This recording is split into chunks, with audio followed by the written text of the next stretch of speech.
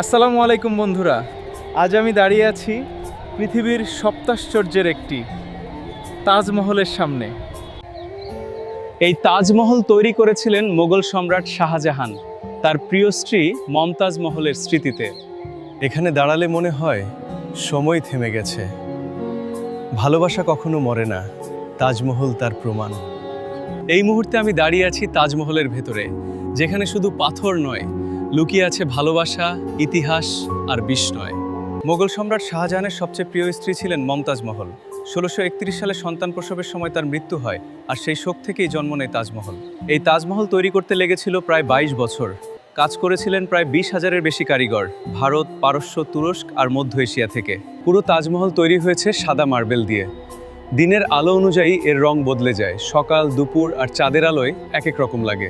১৬০৭ সালে মহান আকবরের নাতি শাহজাহান তার প্রিয়তমের সাথে প্রথম দেখা করেন। সেই সময় তিনি মুঘল সাম্রাজ্যের পঞ্চম সম্রাট হননি। এই বুথগুলির একটিতে প্রিন্স খুররমের সাথে দেখা হয় আরজুমান্দ বানু বেগমের, যিনি ১৫ বছর বয়সী এক তরুণী এবং যার খালা প্রিন্স খুররমের বাবার সাথে বিবাহ বন্ধনে আবদ্ধ হন। যদিও এটি প্রথম দর্শনী প্রেম ছিল, তবুও তাদের দুজনকে তাৎক্ষণিকভাবে বিয়ে করার অনুমতি দেওয়া হয়নি। প্রিন্স খুররমকে প্রথমে কান্দাহারি বেগমকে বিয়ে করতে হয়েছিল। পরে তিনি তৃতীয় স্ত্রীও গ্রহণ করেন। ১৬১২ সালের ২৭শে মার্চ যুবরাজ খুররম এবং তার প্রিয়তমা, যাকে তিনি মুমতাজ মহল প্রাসাদের একজন নির্বাচিত নাম দিয়েছিলেন, তাদের বিবাহ হয়। মমতাজ মহল ছিলেন সুন্দরী, বুদ্ধিমতী এবং কোমল হৃদয়ের। জনসাধারণ তার প্রতি আকৃষ্ট ছিল, মূলত কারণ তিনি জনগণের যত্ন নিতেন। তিনি বিধবা এবং এতিমদের তালিকা তৈরি করে খাদ্য এবং অর্থ নিশ্চিত করেছিলেন। এই দম্পতির একসাথে ১৪টি সন্তান ছিল, কিন্তু মাত্র ৭ জনই শৈশবকাল পার করে বেঁচেছিলেন। আগ্রা থেকে প্রায় ৪০০ মাইল দূরে দাক্ষিণাত্যে যান দখলদারকে দমন করার জন্য। যথারীতি গর্ভবতী হওয়া সত্ত্বেও মমতাজ মহল শাহজাহানের পাশে ছিলেন। ১৬ জুন ১৬৩১ তারিখে তিনি শিবিরের মাঝখানে একটি সুসজ্জিত তাঁবুতে একটি সুস্থ কন্যা সন্তানের জন্ম দেন। প্রথমে সবকিছু ঠিকঠাক মনে হলেও মমতাজ মহল মারা যাচ্ছিলেন। শাহজাহান তার স্ত্রীর অবস্থার খবর পাওয়ার সাথে সাথে তার পাশে ছুটে যান। ১৭ জুন ভোরে তাদের মেয়ের জন্মের ঠিক একদিন পর মমতাজ মহল তার স্বামীর কোলে মারা যান। ইসলামিক ঐতিহ্য অনুসারে তাকে তৎক্ষণাৎ বরবানপুরের শিবিরের কাছে সমাহিত করা হয়। তার দেহ সেখানে বেশিক্ষণ থাকেনি। খবরে বলা হয়েছে যে শাহজাহানের যন্ত্রণায় তিনি তার তাঁবুতে গিয়ে ৮ দিন ধরে অবিরাম কাঁদতেন। যখন তিনি বেরিয়ে আসেন, তখন বলা হয় যে তিনি যথেষ্ট বৃদ্ধ হয়ে গেছেন, সাদা চুল এবং চশমা পরেছিলেন। ১৬৩১ সালের ডিসেম্বরে খানজাহানের বিরুদ্ধে লোদির বিরোধ জয়লাভের পর শাহজাহান মমতাজ মহলের মৃতদেহ মাটি খুঁড়ে ৪৩৫ মাইল বা ৭০০ কিলোমিটার পথ পাড়ি দিয়ে আগ্রায় নিয়ে আসার নির্দেশ দেন।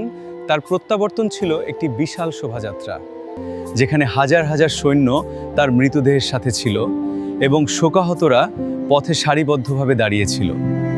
১৬৩২ সালের ৮ জানুয়ারি যখন মমতাজ মহলের দেহাবশেষ আগ্রায় পৌঁছায়, তখন তাজমহল নির্মিত হওয়ার কাছাকাছি। সম্ভ্রান্ত রাজা জয়সিংহের দান করা জমিতে তাদের সাময়িকভাবে সমাহিত করা হয়। শোকে ভরা শাহজাহান তার আবেগকে ঢেলে দিয়ে অন্য হয়। যে কোনো সমাধির চেয়েও বৃহৎ এবং ব্যয়বহুল সমাধিসৌধের নকশা তৈরি করেছিলেন। এটি অনন্য ছিল কারণ এটি ছিল একজন মহিলার জন্য নিবেদিত প্রথম বৃহৎ সমাধিসৌধ।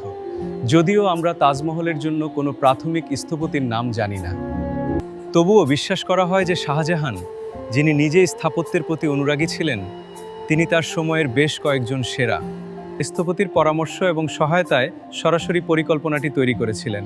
উদ্দেশ্য ছিল এই অঞ্চলের মুকুট তাজমহলকে পৃথিবীতে স্বর্গ জান্নাতের প্রতিনিধিত্ব করা গেছে। শাহজাহান এটি বাস্তবায়নে কোনো ব্যয় ছাড় করেননি। ভিডিওটি ভালো লাগলে লাইক দিন, শেয়ার করুন, আর তাজমহলের মতো ইতিহাস জানতে সাবস্ক্রাইব করতে ভুলবেন না।